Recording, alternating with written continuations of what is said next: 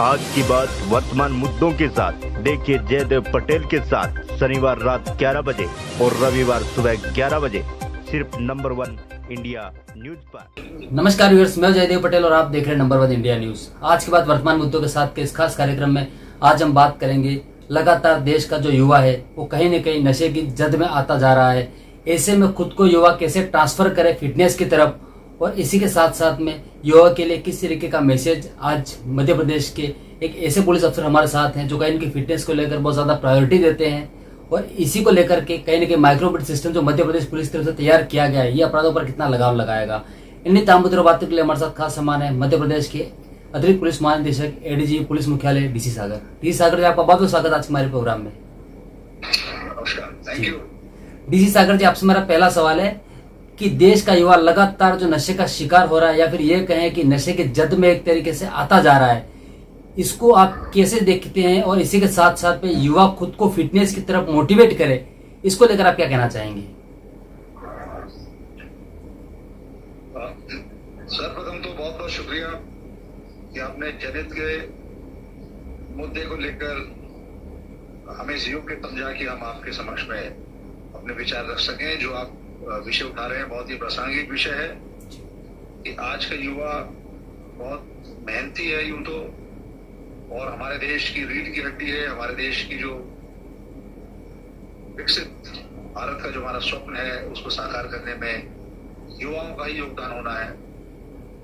तो युवाओं को अपनी जवाबदारी इस तरह समझनी होगी कि उनका सर्वांगीण विकास हो, यानी हर क्षेत्र में उनका विकास हो, चाहे वो मेंटल हेल्थ है या फिजिकल हेल्थ है, उनके करियर का प्रोग्रेशन है, उनके करियर की ग्रोथ है, उनके स्टडीज का प्रोग्रेशन है, उनके स्टडीज की ग्रोथ है, और सबसे बड़ी चीज ये है कि उनके अंदर जो संस्कार हैं, उनके अंदर जो जिसे आप अनुशासन कह सकते हैं, इसका जो बैलेंस है उनके अंदर होना चाहिए।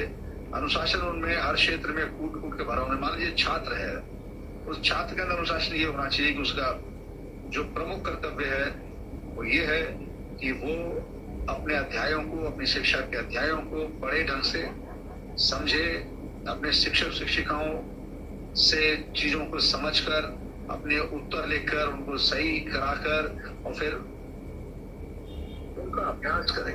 एक तरह से उनको प्रतिदिन अपने आप को हर कसौटी पे खड़े उतरने के लिए मेहनत करनी पड़ेगी, चाहे वो होमवर्क हो, क्लास वर्क हो।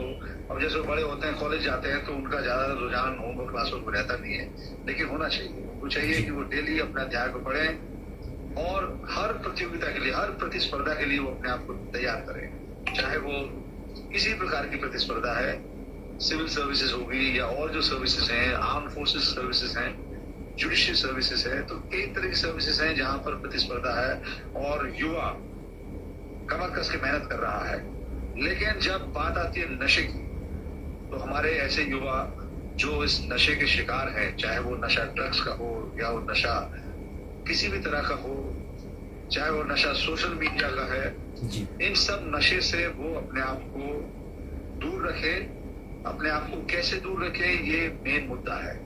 यदि आप अपने अंदर देशभक्ति का भाव प्राथमिकता के तौर पर रखते हैं, कोई वजह नहीं है कि आप किसी भी चंगुल में फंसो, कोई वजह नहीं है कि आप किसी भी नशे का शिकार हो, चाहे वो सोशल मीडिया हो या वो सब्सटेंस का कोई, जैसे ड्रग्स होगी, इनका कोई नशा हो।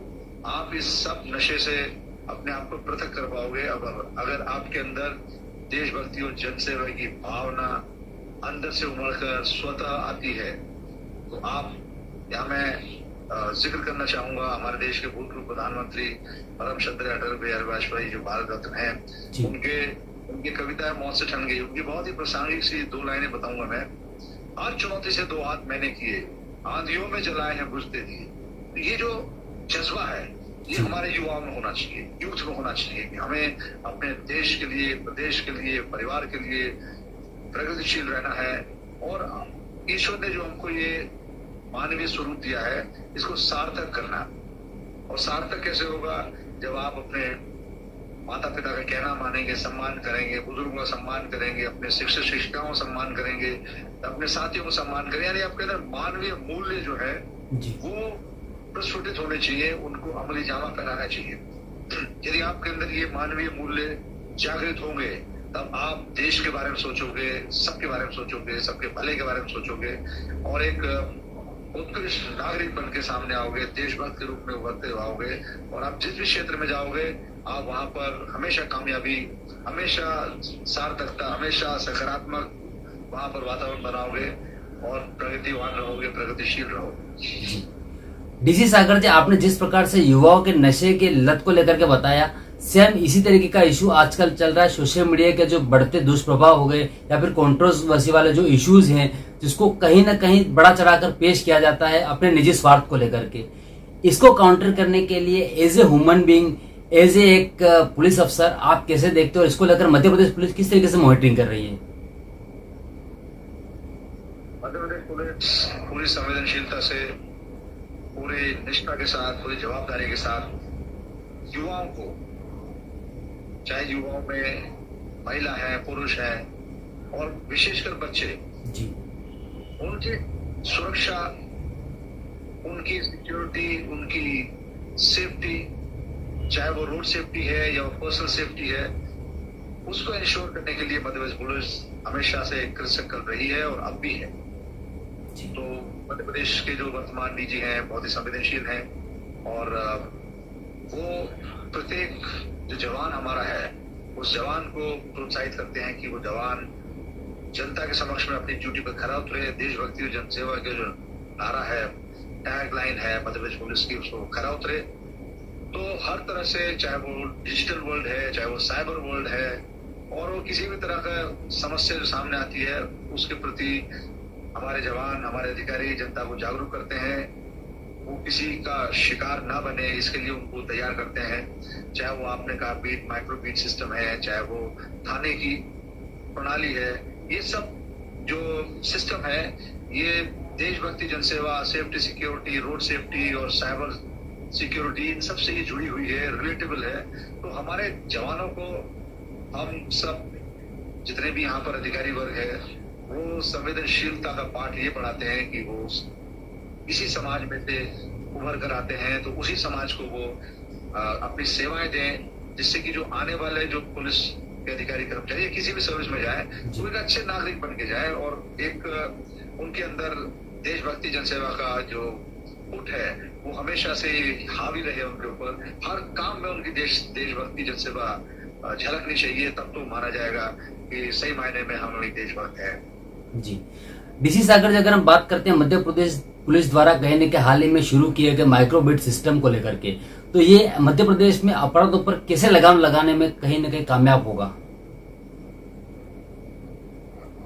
देखिए, जो फुट सोल्जर्स होते हैं, जैसे हमारे जवान हैं, उन जवानों से ये अपेक्षा की जाती है और वो करते भी हैं कि उनके क्षेत्र अधिकार में जितने भी जनता है, जितने भी मकान हैं, जितने भी कस्बे हैं, जितने भी स्कूल हैं, उन सब की उनको माहिती रहे, उनका 1-to-1 संपर्क रहे, उनका जनसंपर्क उनसे रहे।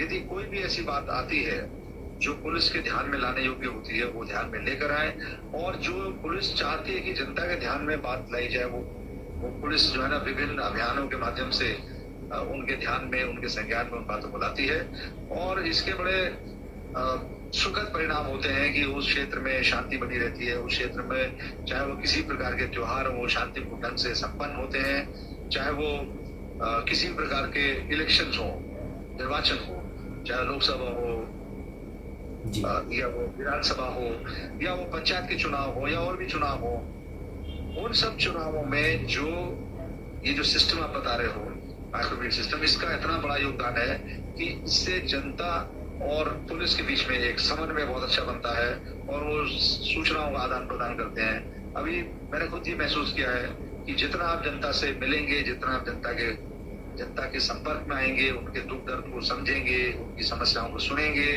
और आपके क्षेत्र के अंतर्गत जो आपके योग्य समाधान करने की जो क्षेत्र है, उसमें आप उनका समाधान कीजिए। तो कोई वजह नहीं है कि आपके क्षेत्र में किसी प्रकार का कोई अशांति फैले या किसी प्रकार की कोई आपराधिक झड़ी लग जाए, अपराधों की झड़ी लग जाए। तो ये अपराधों के अंकुश लगाने में, शांति व्यवस्था बनाए रखने में और हमारे युवा वर्ग को एक ऐसा सुरक्षित राह बताने में कि वो यदि कॉलेज जा रहे हैं तो सुरक्षित हैं, वो यदि कॉलेज से वापस आ रहे हैं तो सुरक्षित हैं, स्कूल बस में बच्चे जाते हैं वो सुरक्षित हैं। तो ये जो सुरक्षा का भाव है ये इसके मूल में है जो बायोमेट्रिक सिस्टम की बात कर रहे हैं। जी, डीसी सागर जी, अगर हम बात करते हैं मध्य प्रदेश का जो संघीय ढांचा है वो कहीं न कहीं छत्तीसगढ़ से टच है, इंटर स्टेट बॉर्डर की अगर हम बात करते हैं तो ऐसे में छत्तीसगढ़ पर लगातार कहीं न कहीं नक्सलवादों पर सुरक्षा बलों की तरफ से जो अटैक किया जा रहा है उसको लेकर माननीय मुख्यमंत्री जी ने भी कहा है कि वहां से जो नक्सलवाद है कहीं न कहीं मध्य प्रदेश की तरफ कुछ हद तक शिफ्ट हो रहे हैं। हालांकि कहीं न कहीं पुलिस और सुरक्षा बल कार्रवाई भी कर रहे हैं, लेकिन ये कितनी बड़ी चुनौती आप मानते हैं जो नक्सलवाद है वो मध्य प्रदेश के लिए, छत्तीसगढ़ के लिए और देश के लिहाज से हो, और इनके लिए आप क्या मैसेज कहेंगे? मध्य प्रदेश में जो नेतृत्व है माननीय मुख्यमंत्री जी, जो शासन की योजनाएं हैं वो शासन की योजनाएं जो चाहे वो ग्रामीण क्षेत्र है या वो शहरी क्षेत्र है, वो शासन की योजनाएं जो लोकहितकारी हैं, जनहितकारी जो योजनाएं हैं, वो योजनाएं संबंधित विभाग जनता तक पहुंचाएं। और जब जनता तक ये योजना पहुंचती है, उनको उसका लाभ मिलता है, तो कोई वजह नहीं है कि वो नक्सलियों के किसी प्रकार के प्रलोभन में, किसी प्रकार के उनके दमन चक्र में वो फंसे, वो उसका विरोध करेंगे जी। तो ये जो योजनाओं का, शासन की योजनाओं का बिल्कुल अंदर तक प्रवेश करना है, उसमें हमारी सरकार, हमारे जो प्रशासन है खासकर, उसमें पुलिस भी शामिल है, ये सब उसमें पूरी निष्ठा के साथ लगे हुए हैं। यही वजह है कि मध्य प्रदेश में हम नक्सलवाद पर नकेल कर सके हैं। और मध्य प्रदेश में जब भी यहाँ नक्सली यहाँ वहां से आते दिखते हैं तो हमारी पुलिस, हमारे जो विशेषकर जो हॉक फोर्स है, एसएएफ है, डीएफ है, ये जो फोर्स है, ये सब मिलके जनता के सहयोग से उनको प्रभावी कार्यवाही करने में सफल रहा है और आगे भी सफल रहेगा। मेरा तो युवाओं से कहना यह है कि वो किसी भी प्रलोभन, बहकावे, बहलावे में ना आए और अपनी पढ़ाई में ध्यान दें और किस प्रकार से हम अपने प्रदेश की प्रगति में योगदान या प्रदेश की प्रगति के योग्य बने।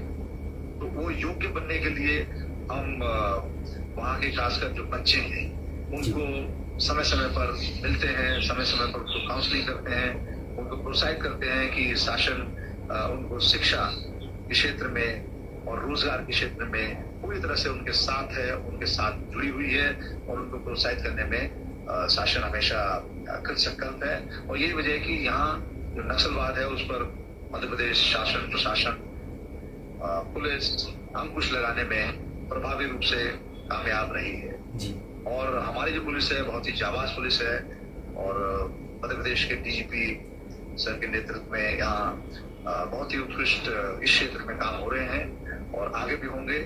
और उसमें विशेष योगदान जो है, जो शासन की मंशा है, इस क्षेत्र में जो शासन की योजनाएं हैं वो हर व्यक्ति तक पहुंचनी चाहिए, चाहे व्यक्ति कितना ही दूर, किसी दूरांचल गाँव में हो।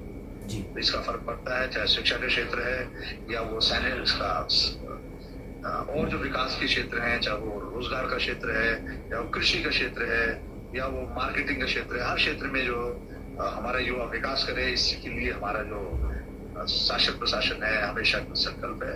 और हम गौरवान्वित हैं इस बात से, हम गौरवान्वित महसूस करते हैं कि हमारे शासन की जो योजनाएं हैं वो लोकोन्मुखी है और जनता तक पहुंचती है। जी, डीसी सागर जी, आपसे मेरा एक आखिरी सवाल है कि आप स्वयं कहीं न कहीं फिटनेस को एक प्रायोरिटी के साथ में करते भी हैं, लोगों को कहीं न कहीं समझाते भी हैं और उसके लिए प्रेरित भी करते हैं।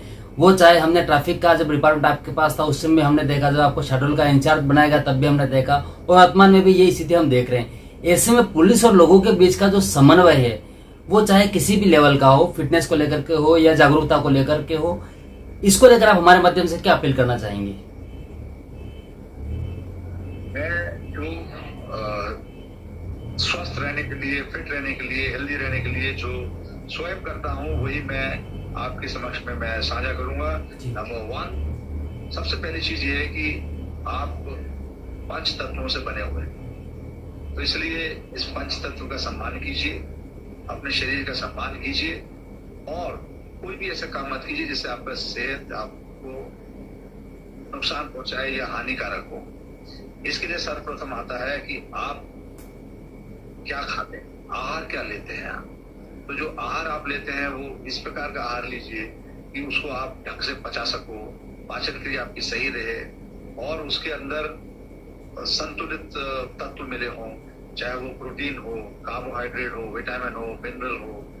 तो ये जो इसका जो गठजोड़ रहेगा इन सब चीजों का, उसको समय से खाना है, एक सही मात्रा में खाना है। और ये मुझे लगता है, मेरे हिसाब से जो खाद्यान्न वाली बात है, जो डाइट है, इसका योगदान आपकी सेहत पर मेरे हिसाब से 80% है और बाकी 20% आपका जो योगदान है वो योगदान आप पे रहता है आप कितना शारीरिक श्रम करते हैं। अब शारीरिक श्रम भी कई प्रकार का होता है।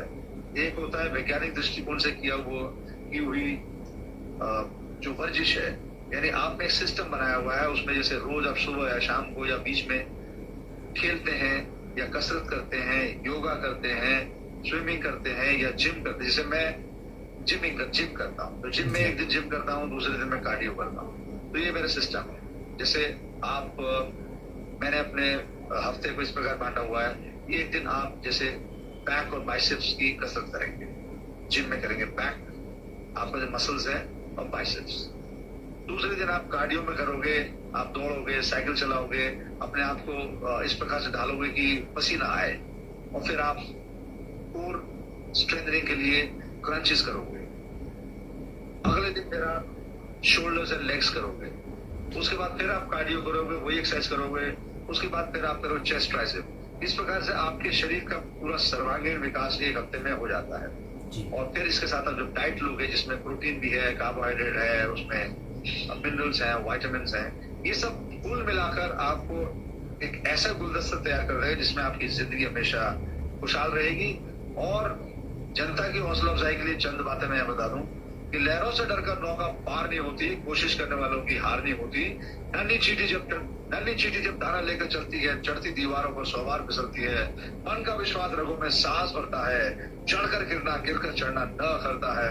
आखिर उसकी मेहनत बेकार नहीं होती, कोशिश करने वालों की हार नहीं होती। इसलिए युवाओं से अपील है, बच्चों से अपील है कि वो अपने अंतर मन में झांकें और ये देखें कि शारीरिक रूप से स्वस्थ रहने के लिए उनको जितनी मेहनत करनी चाहिए, क्या वो कर रहे हैं। मानसिक रूप से संतुलित रहने के लिए क्या वो अच्छा सोचते हैं, सकारात्मक सोचते हैं, किसी के बारे में गलत नहीं सोचते हैं। तो ये आत्ममंथन वो बच्चे, वो युवा, वो बुजुर्ग, वो सब करें और ये मानकर चले कि यद्यपि ये शरीर नश्वर है, परंतु जब तक ये आपके पास में है तब तक ये ईश्वर की धरोहर है आपके पास में, और आपको इसको स्वस्थ ही ईश्वर को लौटाना है। तो यदि इस फलसफे से, इस दृष्टांत के साथ में जनता जीने का प्रयास करेगी तो उनमें देशभक्ति भी आएगी, उनके अंदर अपनी स्वयं की भक्ति भी आएगी, परिवार की भक्ति भी आएगी, और वो हमेशा अपने आप को जब आईने में देखेंगे तो फख्र के साथ कह सकते हैं कि हाँ, मैं स्वस्थ हूँ इस देश के लिए कुर्बान होने के लिए, इस देश की सेवा के लिए, इस देश की सुरक्षा के लिए। तो ये भाव जब जागृत होंगे इंसान के अंदर, तो अब कभी भी अपने आप को वो ऐसा नहीं कहेगा कि मैं ये ऐसा काम कर लूं जिससे मेरा सेहत खराब हो। वो हमेशा ये कहेगा कि यार इसको खाने से मेरा सेहत खराब होती है तो मैं नहीं खाऊंगा। ये सब चीजें आपके चैनल के माध्यम से छोटी उदाहरण दे दूं मैं कि एक दिन मैं ट्रेन में आ रहा था तो कुछ लड़के थे जो यूपीएससी डिस्कस कर रहे थे। उन्होंने कहा कि भाई साहब, आपकी सेहत, आपकी फिटनेस का इंस्पिरेशन क्या है? मैंने कहा मेरी फिटनेस का इंस्पिरेशन है आईना। बोला कैसे? आईने में आप देख लीजिए, आईना बोल देगा कि आप स्वस्थ है नहीं। तो थोड़ी देर बाद वो वॉशरूम गया, आया तो लौट के उससे जो मैंने पूछा भाई आईने ने क्या बोला?